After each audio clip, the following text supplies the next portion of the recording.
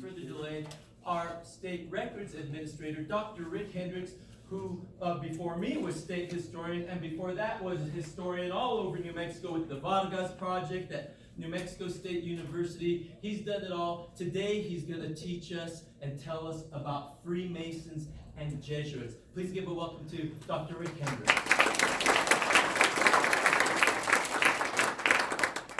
Thanks, Rob. Rob has been in an unfortunate situation of working for me for 3 times over the years, so I have him pretty well trained. I'm going to take a moment to do something I didn't have the opportunity to do when I stopped being state historian. I stopped being state historian on a Friday, and I became state records administrator the following Monday. I never got an opportunity to thank the people who over the years have come to listen to me and give talks. I was talking to Rob earlier, and I was sort of toting up the number of public lectures that I'd given in the time that I was state historian, and I got to 225. Now, if you teach at a university, that doesn't sound like so much because you teach a lot, but you often teach the same thing over and over and over. And what Rob and I have both done over the years a lot is a lot of custom lectures. People will call and say, "Can you give a talk on this? Can you give a talk on that?" And we pretty much said, "Yeah, we would." So anyway, I've advised Rob, don't follow in my footsteps. Don't give that many lectures. And I'm following your advice. Why this topic? Why Freemasons versus Jesuits in New Mexico? Why is that important to the history? And why me? Why should I be doing that? Well, my feeling is that if you really want to understand New Mexico history in any period, you have to understand the Catholic history of New Mexico. It's so important to it. And although I am not a Catholic, I have studied the Catholic Church and written and published about it for 30 years. So I feel like I've got a pretty good handle on what culture was like here in the colonial period. I am also not a Mason, but for most of my life here in New Mexico, people have always said, you should see the Masonic archives. They're the most amazing things. They go back to the early territorial period. I didn't really know anybody who had ever done any research to amount to it other than Masons. Masons write a lot of history, but I didn't really know too many non-Masons so I asked. And they've been incredibly gracious, and I've had access to Masonic archives. I've given lectures in Masonic lodges. There are a few activities that I've not been able to participate in, but I've been welcomed. On the Jesuit side, I was fortunate to have 2 very good friends who were Jesuits. Many of you know the late Father Tom Steele. He was a friend to most historians of New Mexico that did Catholic history, and he used to always read what I wrote about Catholic history, and he would correct me when I had something wrong. But most important, he was an incredible Latinist, something I'm not. And I know Rob would bear out. We both would call on Tom to help us with Latin over the years. And the other one is an individual you probably don't know, Father Charlie Polzer. He was at the University of Arizona. He was a historian. He was an anthropologist. He was also a good friend of mine. And he ran a facility that was called Kino House. It was a Jesuit community in Tucson. And I was welcomed into that community. I stayed with the Jesuits on a number of occasions and had occasion to talk to Jesuits from all over the world. There were a lot of them from Rome that would stay there. So I've had an opportunity to sort of have a foot in both communities from time to time. So the other piece is the reason why I think you need to know Jesuit history in New Mexico is that although New Mexican Catholics are incredibly proud of the Catholic heritage, most of them have no idea how influential having a group of Neapolitans living in New Mexico was. A lot of the Marian traditions that are associated with traditional Catholicism in New Mexico, people will point to the Virgin of Guadalupe as being the source. But the Marian traditions were extremely strong with the Jesuits, particularly Neapolitan Jesuits. One of the things that I was talking about earlier with Rob is that the tradition which we see here in New Mexico of public displays of processing with the rosary. Well, that's not a traditional Hispanic tradition. That's an Italian tradition that was transported here. One of the most vigorous defenses that was ever mounted in favor of the Spanish language and the preservation of the Spanish language was mounted by the Neapolitan Jesuits who were here. They were very vocal, they were very articulate, and they fought very hard to try to keep the Spanish language alive in New Mexico. Part of the reason was they were terrible at English. And they were quite good with Spanish, and many of them had lived in Spain. Okay, so that's probably more than enough context. I see I still have a few minutes left. So this is just a little background about the antagonism between the Jesuits and the Masons. This is Pope Clement XII, and he is one of the popes, one of a whole series of popes who issued bulls and encyclicals against Freemasonry. This is his bull, and what he was doing was saying that Catholics could not become Freemasons on pain of excommunication. And the main issue that's often talked about is that the Masons were a, quote, secret society. The underlying issue was really that Masons are sort of ecumenical in nature. You have to believe in a higher power to be a Mason, but they don't believe in the concept of the Catholic Church being the one true church. And so, although that wasn't what was often talked about, mostly the focus is on them being a secret society. Underneath, the church was very concerned with this idea that any holy book, when you go into a Masonic life, there has to be a holy book, but it can be a Torah, it can be the Koran, it can be the Bible, it can be any variety of Bible. So that was something that the church was very concerned about. So this is from his 1738 bull, and I don't know whether all you can see it. I apologize, I'm going to read this to you just in case you can't. And this is a quote from the in imminente apostulatus specula bull. If they, meaning the Freemasons, were not doing evil, they would not have so great a hatred of the light. So again, he's criticizing them for being a secret society. He prohibited Catholics from becoming Freemasons under threat of excommunication. And so for the next 165 years after this attack, on more than 20 occasions, the Pope has issued an encyclical or bull, some sort of directive attacking Freemasonry. One of the things that they were concerned with was what in the Catholic Church they refer to as religious indifferentism. That's a term that you see quite frequently, and by that they meant the belief that all religions and no religion are of equal worth. And Masons are united in service to a higher unifier understanding of virtue. That's a Masonic concept, and that was something that was offensive to the Catholic Church.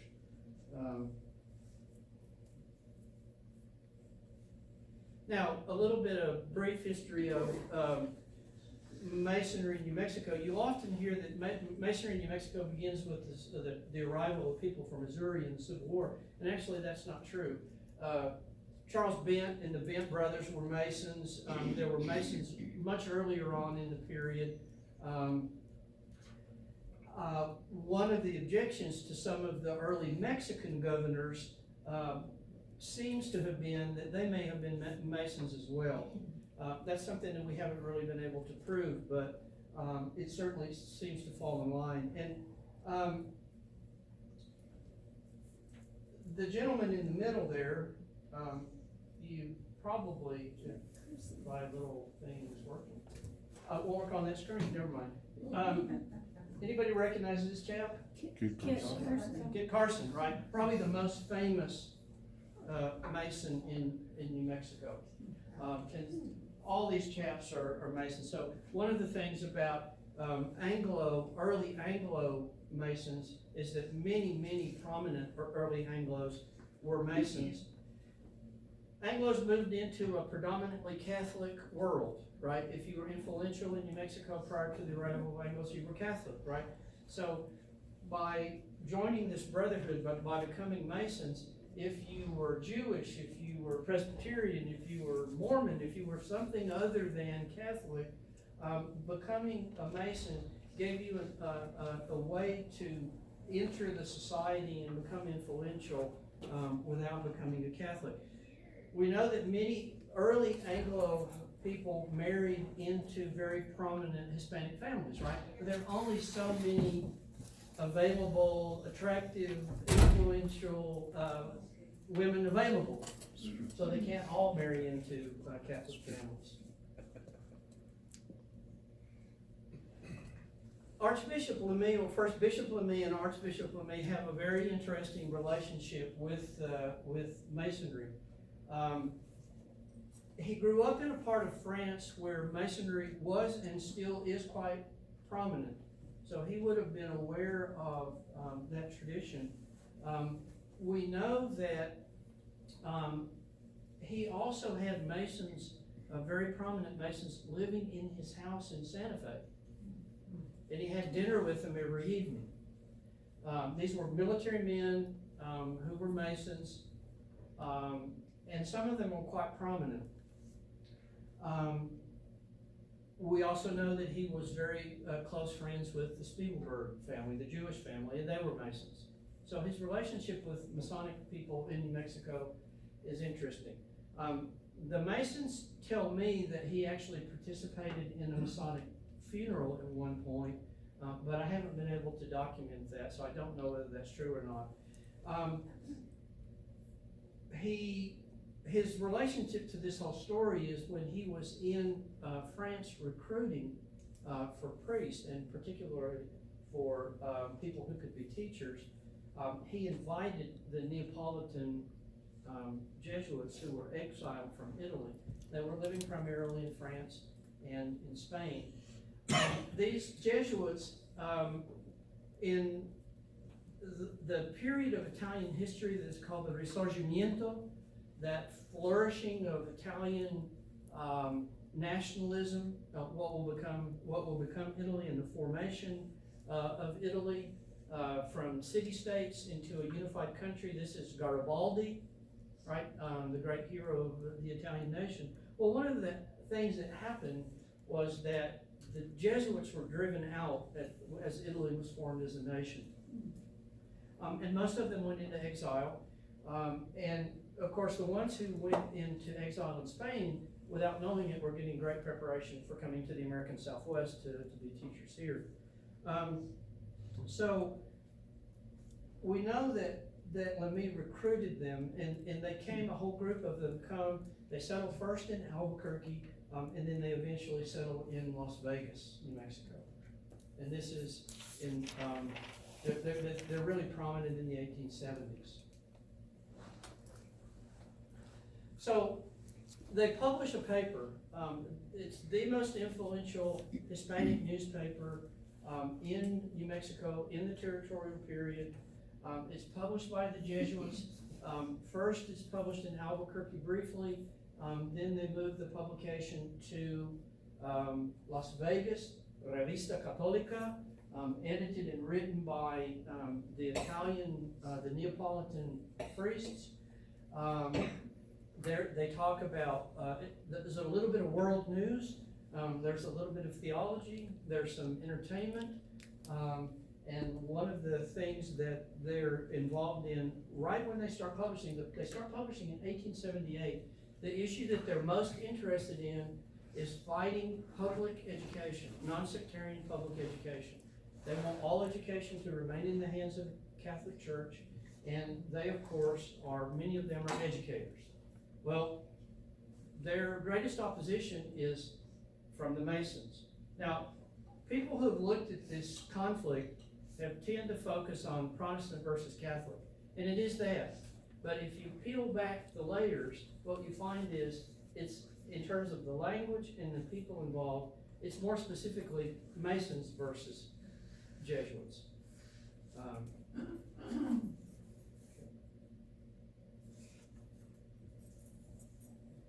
So the overall head of the operation of Revista Católica was a Jesuit, Giuseppe Mara. He was the leader of the group of Jesuits in Las Vegas. But the person who did most of the writing and had a very wicked tongue was Father Donato Gaspari. And most of the direct conflict where specific Masons are arguing against specific Jesuits, it's a Mason versus Gaspari. The motto of Revista Católica, maintaining and encouraging the faith and piety of the Mexican population, safeguarding them from the dangers of Protestantism. In addition to Revista Católica, the Denver Tribune was controlled by the by the Catholic Church, and a paper called the Albuquerque Review. So this entire conflict, the reason that we really know about it, it's not because I've read countless letters in Italian, it's because the conflict takes place in the newspapers. There were many newspapers in the Southwest at this time. Every little community had one. Some communities had multiple newspapers. And so the back and forth happens primarily in the newspaper. So these are the main Catholic newspapers. Certainly not the only Catholic ones, but this is the main one. And this is the group of Neapolitan Jesuits. And you see this sort of clever looking chap. I mean, very lively guys, very articulate, highly educated. And so the issue between the Catholics and the Masons coalesced around something that was called the Jesuit Society Incorporation Act of 1878. The Jesuits were very influential with the legislature, which at this time was still dominated numerically by Hispanics. And so they got the idea that they would incorporate, not the Society of Jesus, not the Jesuit order, but the group in Vegas would incorporate, and they would have special privileges, as this incorporation would mean they didn't have to pay any taxes on their property. They could acquire all the property they wanted, and essentially they would have special rights. And this was at the same time that New Mexico was starting to think maybe we should provide money for public education.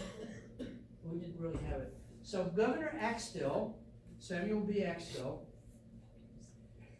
vetoed the bill of the, quote, Black Soldiery of Loyola. We all know who those folks were. The Assembly promptly overrode his veto. The bill became law. It went to Congress, and they declared it to be unconstitutional, because obviously you can't have a church entity that gets that kind of thing. So that was the issue where they really started fighting back and forth. So here is Rich. Governor Rich was right before Axtell. They're both Masons. They're both extremely anti-Catholic, extremely anti-Jesuit, and they're also very articulate, and they write letters all the time. And so what happens is, one of them will write a letter, it's published in the newspaper, and then the Revista Católica will respond. So I'm going to share a little bit about kind of the nature of that exchange. So here is Revista Católica talking about Rich. There is in the world a powerful, rich, influential, very large order known by the name Masonry. This order that today reigns gloriously in every nation was at one time harassed, persecuted, banned, condemned to live in shadowy caverns like gangs of thieves and murderers. What's interesting is the same thing had been said about the Jesuit order, right? It was a secret order, all these things, right? In fact, if you go on the internet today, you'll find the most fascinating, that the Jesuits actually are the Masons, and the Masons, it's all this kind of stuff. So here's Governor Rich. The mass of the people, which has remained very illiterate, finds itself in great ignorance, despite the fact that the Catholic religion has dominated the country for the space of 3 centuries, and Mexicans have been amply supplied with priests. So he's saying the fact that the people can't read and write is the church's fault. Jesuits and their methods are like suppressed measles, fatal if not conquered.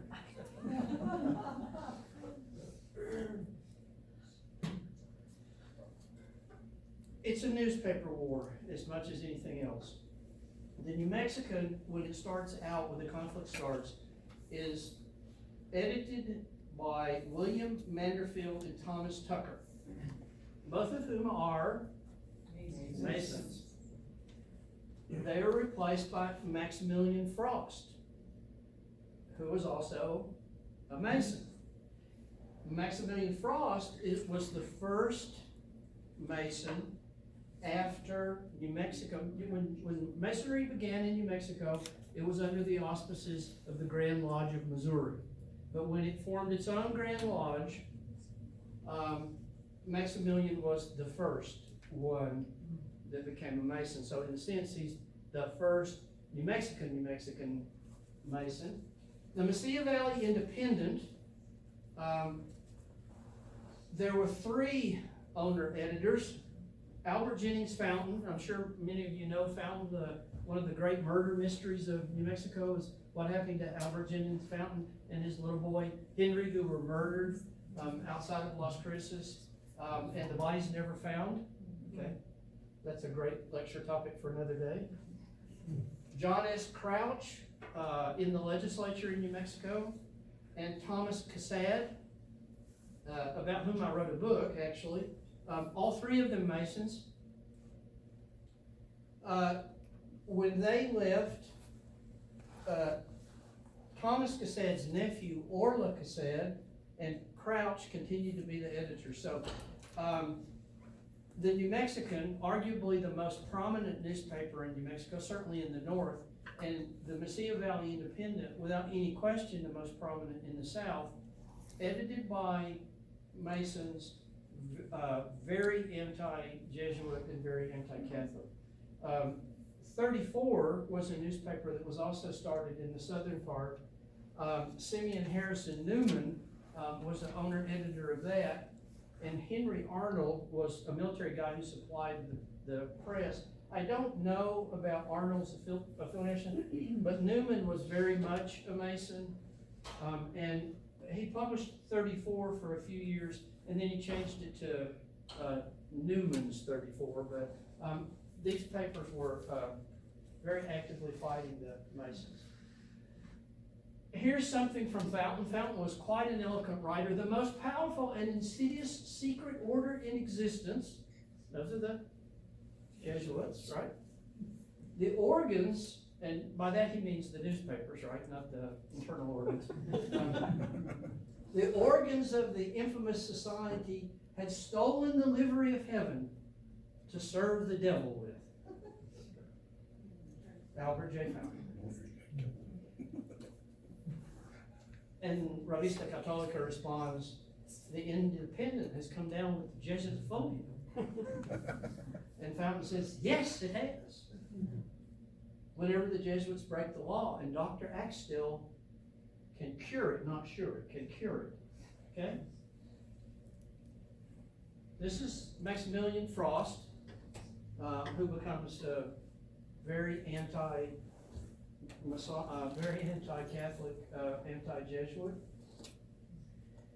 He gets involved with Augustin Truchard, who was associate of Lamy, and Truchard writes a warning letter to the press in New Mexico, something that we would, well, I don't know, we might see these days, but for many years in this country, we would never expect any figure to warn the press about what they would put. Actually, now that I think about it, we probably would expect it now, but warn the press about how they say things and what they say. Frost was concerned about the use of public funds for sectarian schools and said that's against the law.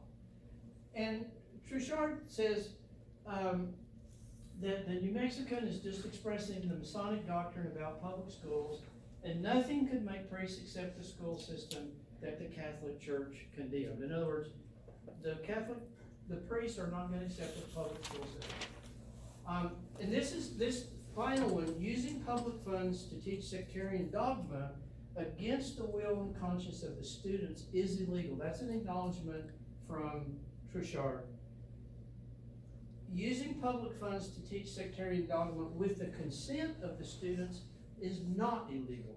So what he's saying is, if we have Catholic students, they're perfectly willing for us to preach Catholic dogma, then that's fine, that's not illegal. And incidentally, that is the official position that Lamy took.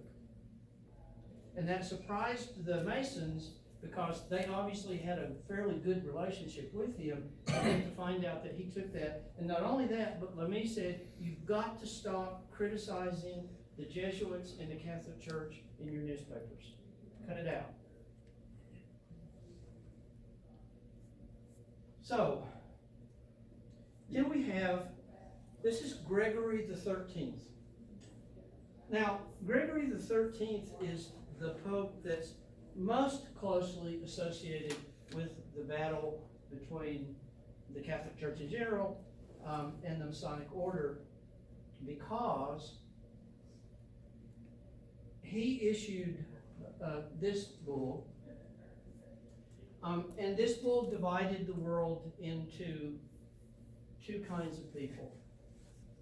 The human race, after, by the malice of the devil, it had departed from God the Creator and given heavenly gifts, divided itself in two different and opposing parties, one of which assiduously combats for truth and virtue, and the other those things which are opposed to virtue and truth.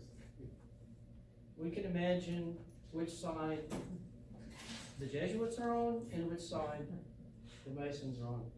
So this condemnation is the one that rings for the rest of time in the conflict. Leo the 13th.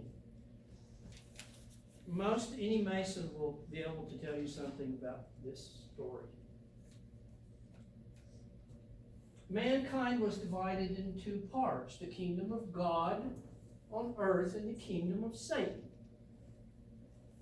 Freemasons were, quote, the partisans of evil, who were, quote, boldly rising up against God himself, planning the destruction of the Holy Church.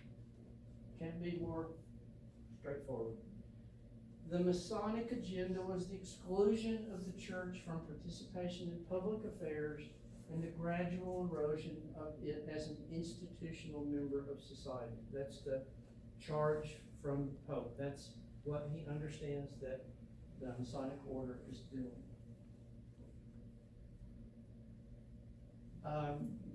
Was a political cartoon, if you will. Here's the Pope's encyclical, and here is a Mason challenging him. Revista Católica, very soon after the encyclical comes out. Of course, it came out in Latin, and of course, that's a piece of cake for them.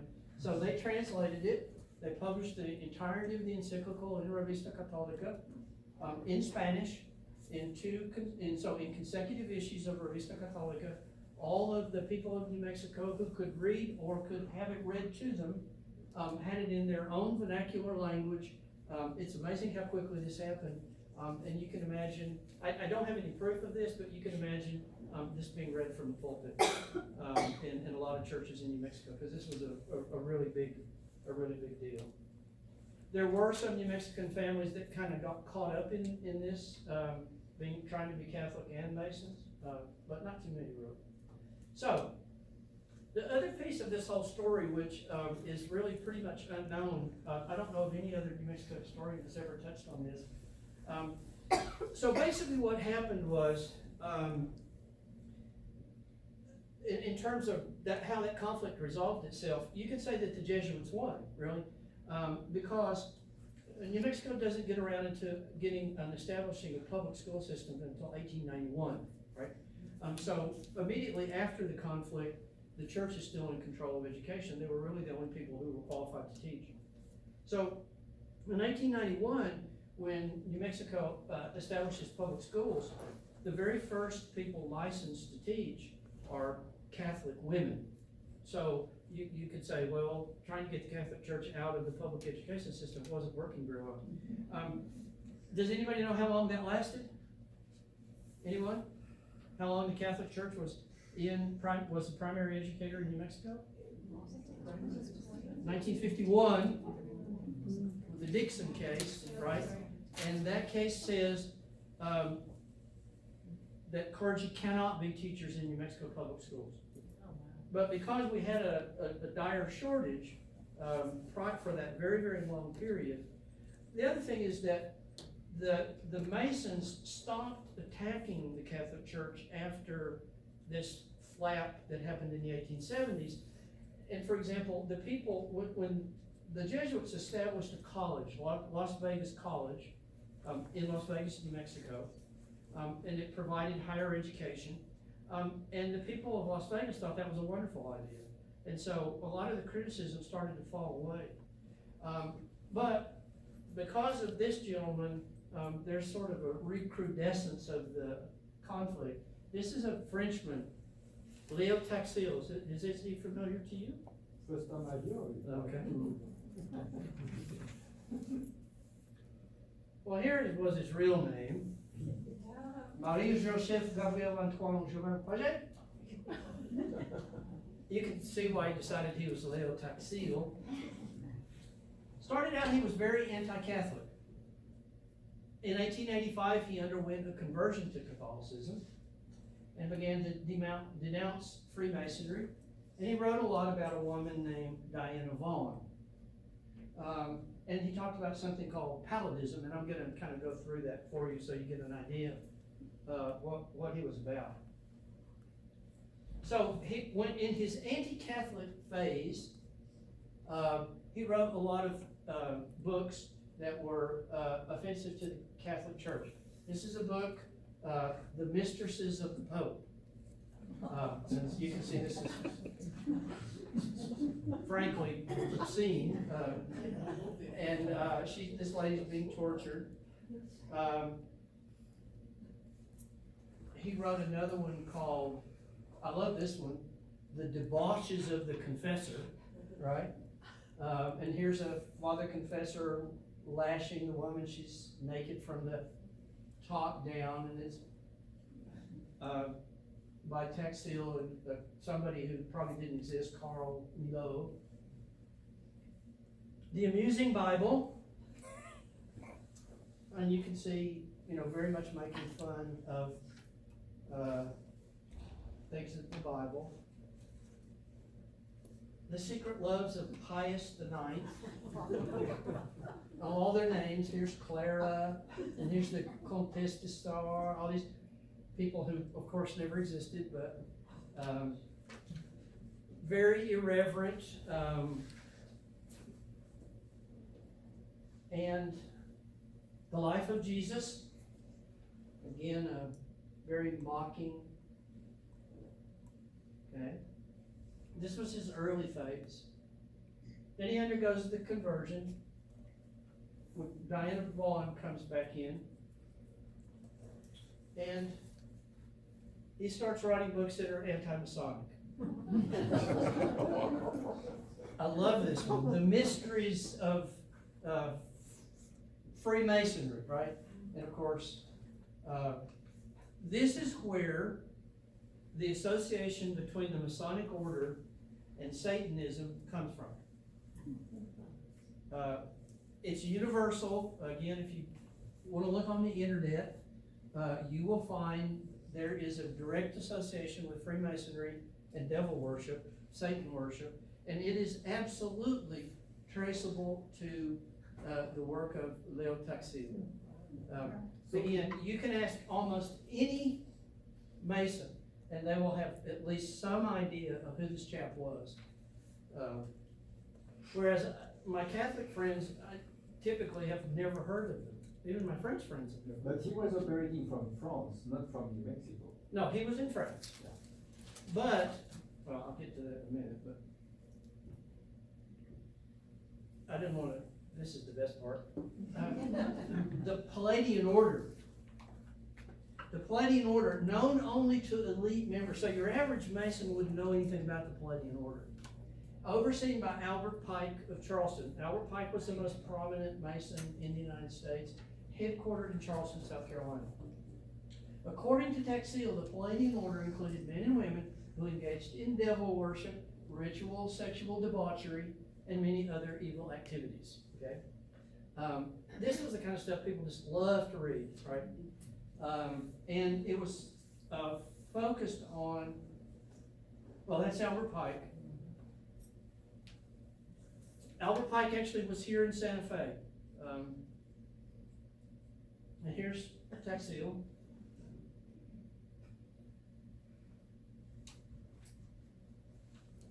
And here's another, the mysteries of, you can see, this is Salome, here's various different imagery, and here you can see the devil in the background. And this is supposedly the 18th order. And here they're sacrificing a lamb or a sheep. And of course all this stuff is made up. This has nothing to do with Freemasonry.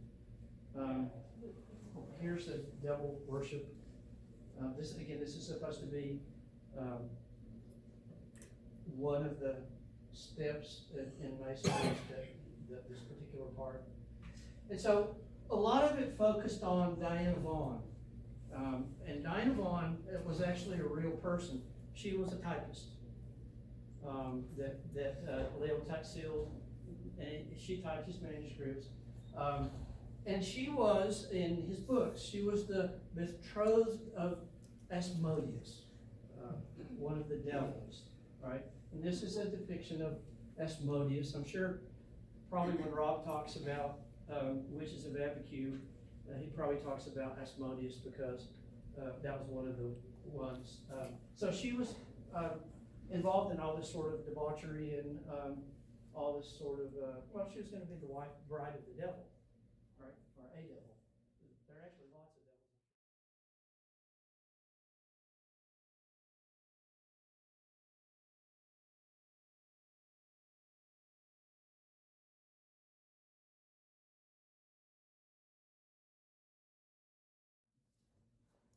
So Taxil, in his anti-Masonic phase, actually gets an audience with Pope Leo XIII.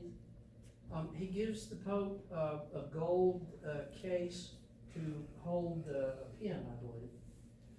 And the Bishop of Charleston, now it's no accident he's the Bishop of Charleston because he probably knew Albert Pike. And maybe much like me, he probably knew that they were not involved. There was no Palladian order and they weren't involved in that sort of thing. The Bishop of Charleston said, no, this is all untrue. Nothing that Taxil is saying is in any way reflecting the life of Masons. And so he's censored by the Pope for having done that. And of course, he was right. So in 1897, so this is going on for a long period of time, in the French Geographical Society, which I think is roughly equivalent to the British, so it's a very important intellectual gathering. He says, come this evening and I'm going to introduce you to Diana Vaughn. And what he does is he says, surprise, this was all a hoax. None of this was true. They try to run him out of town. And so what has happened though here in New Mexico is that the Jesuits in Las Vegas have swallowed the hoax hook, line, and sinker. And they published article after article after article based on Taxil's writing. So they start up again attacking the Jesuit order, they start up again, the Jesuits are attacking the Masons over and over again based on these writings. And so that lasts for almost a decade. The Masons, by and large, are not responding very much, or certainly not in the same way that they had. And then finally, here's a thing, an expose that's come out in French saying that, for 12 years this has been going on. So, I love this political cartoon. This is Taxil. He's flatulent. He has the devil's ears, and in French, what it says is that basically any trough, the best trough is the trough you're eating at. And it's an expression, maybe you guys don't use that anymore, but it was a 19th century common expression in France to say that someone was a hypocrite, and so he's been anti-Catholic, he's been anti-Mason, and of course the truth was, he was making fun of both. That was what he was really after, was to lampoon the church. But so here he is. Here's the Pope putting food in the trough. And this is the anti-clerical trough, and here's the clerical trough. That's what it says here in French. And so that's sort of how he was seen in France. And so the story sort of winds up, and I'm going to leave some time for some questions here in case anybody has any.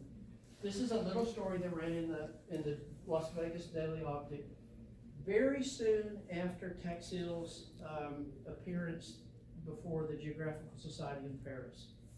And it basically says, scandal which interests many countries, gigantic hoax. And he goes on to say that the whole thing was a hoax. And there's really no more about it, and there's no, of course, Revista Católica never really addresses the fact that they've been hoodwinked for almost a decade. And that's pretty much the story of the fight between the Masonic order and the Jesuits in late 19th century New Mexico. So if anybody has any questions, I'll be happy to try to answer them. Yes? You're stretching. Oh, no, I'm not. Oh. In Galisteo, Uh-huh. were there any prominent Hispanics that were involved, as far as you know, with the Masons? Honestly, I don't know if, the family that was most, the Hispanic family that was probably most involved in it was really the Armijo family. They were trying to be both Masons and Catholics. In fact, when the governor dies suddenly in Colorado, Father Rivardi won't allow him to be buried in consecrated ground because he's a Mason. He's also a Catholic. His son, obviously at a later period, and of course when that happened, the wife was distraught that he couldn't be buried in consecrated ground. The son dies years later in Santa Fe, and he's also a Mason and a Catholic, and he is allowed to be buried in consecrated ground. Specific families, I don't know. I mean, if you gave me a family, I may or may not know, but I don't, off the top of my head, I don't know about Galisteo. So There are not very many. In fact, if you look at the legislature or any body where you can see, or any group biographies of prominent New Mexicans in the 19th century, everybody belongs to a fraternal order, If you're Catholic, it tends to be Knights of Columbus, or something along those lines. If you're non-Catholic, it's the Elks, it's the Woodsmen of the World, it's the Masons. Everybody belongs. I have some statistics in the book about how many people in the United States. It's pretty astounding. I think 1 in every 8 adult men was a member of some fraternal order of some kind. And of course, they're almost gone now, right? Fraternal orders in general. The only one that's growing, curiously, is Knights of Columbus.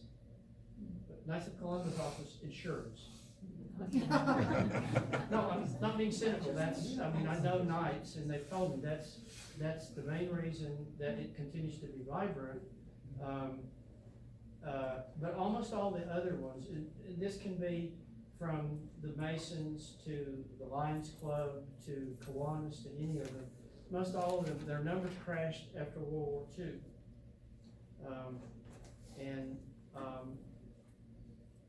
They're not gonna revive. That's just the fact. And I think I just chased a rabbit, but. Yeah, thanks. It was because I was taken once to some property there, right at the main intersection, so I don't know. I should know, but I don't know, other than the Pino family. I think it was another family, and somebody was just convinced these were Masonic. Oh, the symbols. Symbols and practices that they had buried there. Well, one thing you have to remember is that a lot of the iconography that's associated with Masons is associated with a lot of things. Mm-hmm. People will say Knights Templar or all kinds of crazy things. But some of those symbols, there was a movie, National Treasure or something that came out, a whole story about this secret organization of Masons that ran the early United States and blah, blah, blah. Well, many of the founders were Masons. George Washington was a Mason. He was a Grand Master. Yeah, so it was a very common thing, but you have to remember that in the 19th, well, that's not 19th, but certainly 18th, 19th century and early 20th century, joining fraternal organizations. What was the Victorian house like, right? We have the idea that the Victorian man ruled the household. If you look at it, the Victorian man didn't rule the household. The Victorian man was out of the house, and the woman was in the home, and she was making the decisions. He was at the Masonic Lodge one night, he was at the Elks the next night. He was out and out, he was not underfoot. And see, when World War II happens, primarily, women go into the workplace, right? And we have a major social transformation in this country because they didn't go back into the home, right? Women, once they were liberated to work, forced to work or whatever, once they were given that opportunity to work outside the home, they didn't go back and just be the homemaker like they had earlier. And you can see the crash in fraternal organizations that happens right after the war. And again, that's something that's not going to change. So the Jesuits won on that one too, probably. Anyone? Yeah. What was the role of the Lasallian brothers in connection with the Jesuits and Bishop Lamy? Well, in terms of this particular story, there's not really a connection. The Lasallian people. So Lamy, when he established St. Mike's, right? That's where that particular organization came in, and so that was the structure of that school. That's a Lasallian school, and for that matter, all of their records are now in the Napa Valley with the Lasallian Brother headquarters there. When I do research on them, which I have done, that's where you have to go, and that's a completely different animal. So other than being clergy, there's not really that direct a connection between, for example, the Neapolitan Jesuits are not teaching at St. Mike's. Primarily, they're concentrating their activity first in Las Vegas, and then the mayor of Denver in the 1880s, I believe, says if you will move to Denver, we will build you a new facility. And they build a pretty fantastic facility for Regis College, right? And the Jesuit idea is quite different from, even though, I mean, Jesuits take an oath of poverty. We don't think of them, I think they take for us, the fourth oath being to the Pope. But they do take an oath of poverty, but it's what they refer to as apostolic poverty. And to me, that's Jesuitical. Right? What does that even mean? But because they typically don't live, at least the Jesuits that I'm familiar with, ones that I've known personally, don't live in the same sort of poverty as, say, your typical mendicant order, a Franciscan or a Dominican would. In fact, at Kino House, every evening, they would have their Negronis, which is the drink that they have when they're in Rome. They would have a Negroni and they had a cook, and it was pretty lavish actually. So you know, but anyway, they wanted to build an elaborate school. They wanted an elaborate school because they felt it was important that the school be outwardly impressive for the American consumer, if you will. So that was not a Jesuit idea that was necessarily from Italy, but the way they interpreted America, particularly the American West, they wanted to have and the grounds of Regis are really quite striking. If those of you who've been there. A lot of rabbits running around here. Yeah? Were there any chapters of the Eastern Star? Oh, yeah, sure, of course. Okay. Yeah. Was it prominent women mainly? It Wives well, and Eastern Star, Masons? yeah. I mean, we had the full-blown panoply of Jesuit organizations here. Jesuit, I'm getting tired. Yeah. Masonic organizations, Okay. yeah. Yeah, and they were very active. And again, they are also just about done with. They're very small. I mean, I should, before I answer another question, this is a blatant advertisement. If you're interested in the history of Masonry in New Mexico, this book, which we did, I think, last year, it's about the Scottish Rite Temple, but I was originally asked to write a foreword. And the foreword became 2 chapters. One is sort of a basic primer of Masonry for the non-Mason, into which category I fit. And the other is a history of Masonry in New Mexico. There is no other history of Masonry in New Mexico written by a non-Mason. All of them are written from the inside. And so if you have an interest in it, it's published by the Museum of New Mexico Press. And it also has all these, you know, Masonic,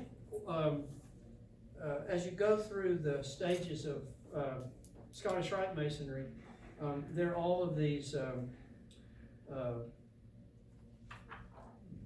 productions, and they're to teach moral values and that sort of things.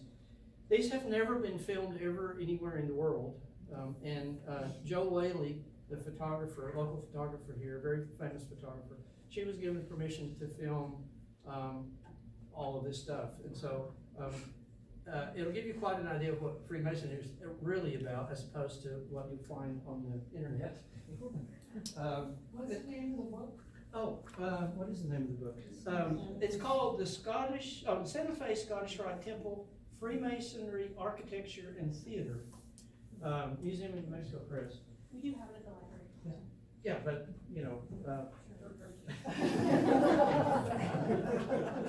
they do have it at the library, but you're really gonna love the photograph.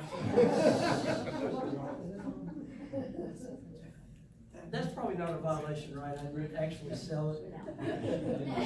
Oh, I'm sorry. Yes, go ahead. At a different level is the conflict between Freemasonry and the Jesuits one of racial discrimination?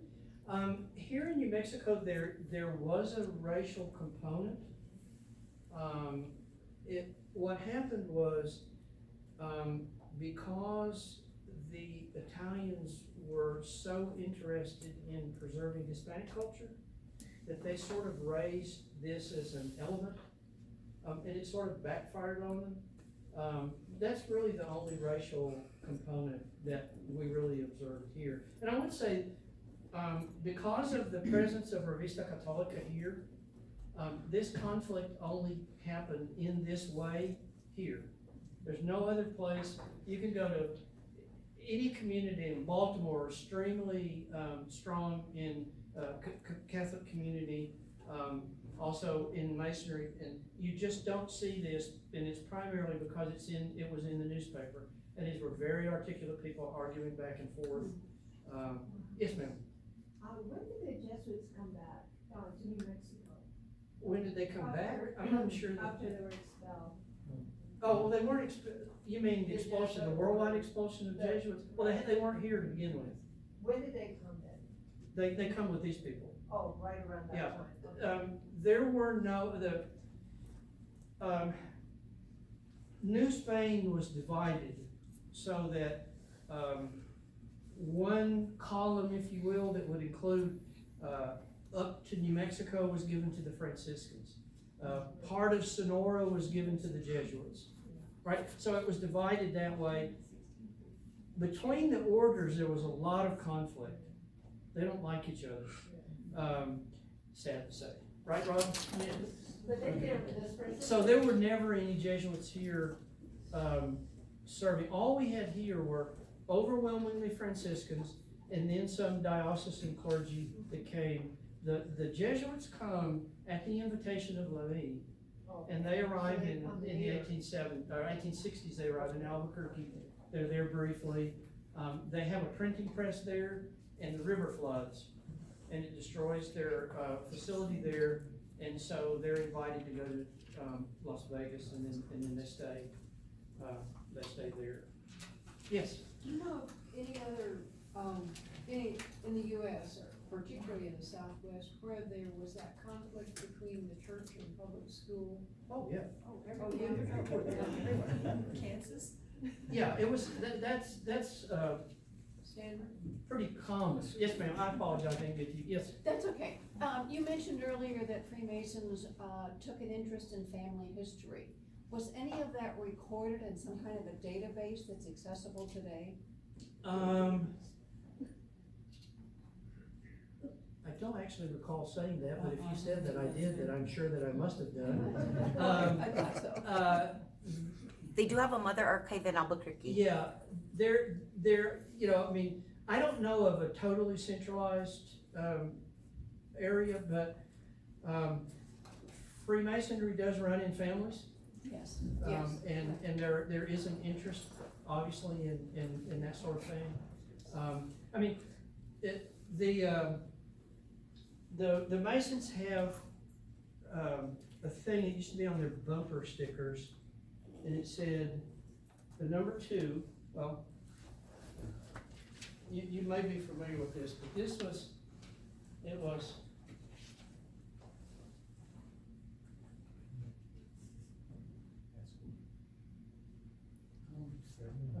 that's how you become a Mason. To be one, ask one. And that's true today. If you want to know something about, it's not a secret organization, okay? What they say is, it is a private organization. And what they mean by that is, there are certain activities that they do, and I would call them ceremonial activities. They're not devil worship, but there are ceremonial activities that if you are not a Freemason, you are excluded from that activity. So I've had the opportunity to go and lecture to Freemasons in New Mexico at various lodges about the history of their lodge. Right, because typically they don't know as much about it as I do. I don't mean that to sound arrogant, but because I've been studying it, I probably know it. So I've been invited. And so when they open what they call opening the lodge, they'll ask me to wait outside. Not outside of the building, but outside of the lodge room, and then they'll go through their ceremony to open it, and then I'll be invited in, and I can give a lecture, I can do whatever I want to. almost anything you would ever want to know about. I mean, I have been attacking the internet, but almost anything you'd ever want to know about any Masonic activity, even their most secret activities, you can find it out. There's almost nothing that you're not going to be able to find out if you're determined. They're incredibly open.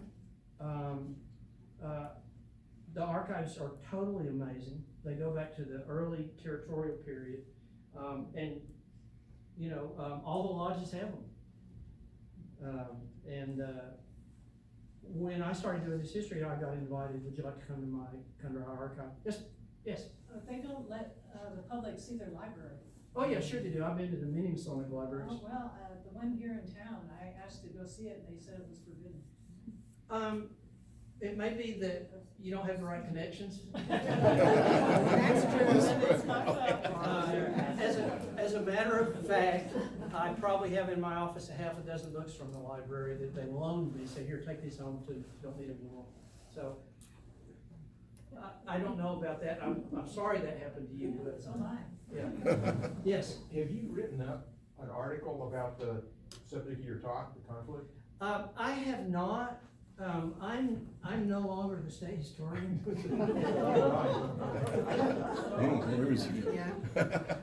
And I tend to do what my boss tells me to do.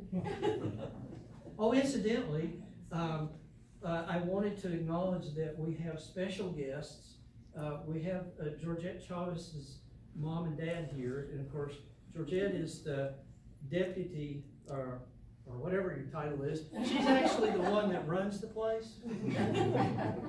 I'm the state records administrator, she's the deputy state records administrator, but to be honest with you,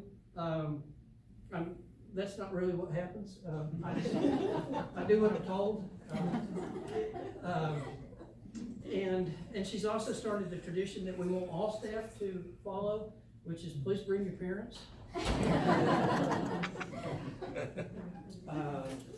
I do want to write it up, but I want to read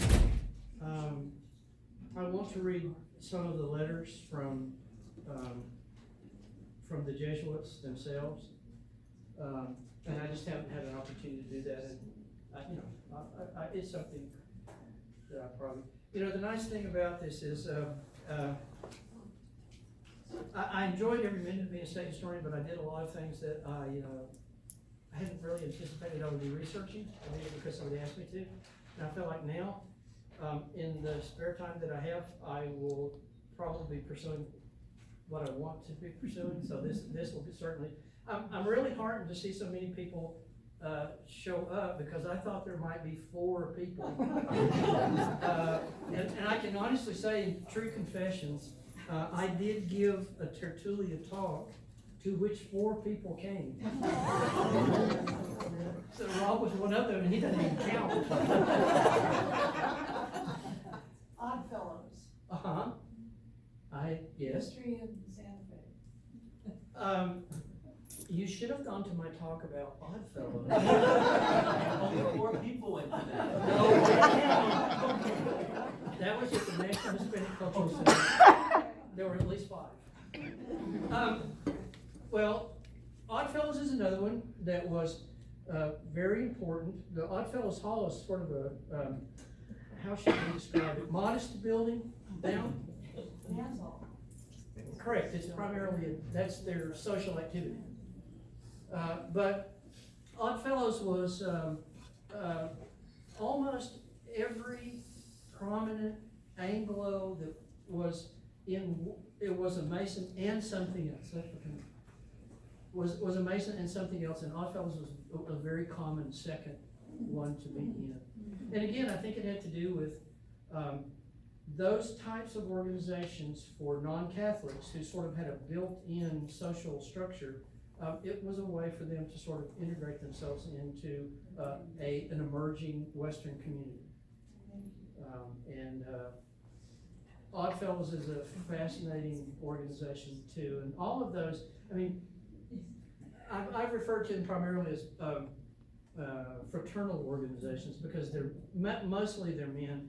Most of them also have a female counterpart, but they're also in many respects, you could call them benevolent organizations because they almost all perform a function akin to what the Catholic Church did for non-Catholics. So they would provide assistance to the poor and that sort of thing. And of course, Oddfellows and Masons here originally shared the cemetery space, right? So, and of course, that's a very important thing too, because that implies that they're not just giving you a place to put the body, right? That means they're going to provide some assistance to the family, oftentimes the widow and whatever, which, you know, being widowed with a dozen kids in Tertulia, New Mexico, you probably needed some assistance. Anyone else? Well, thank you very much for your patience.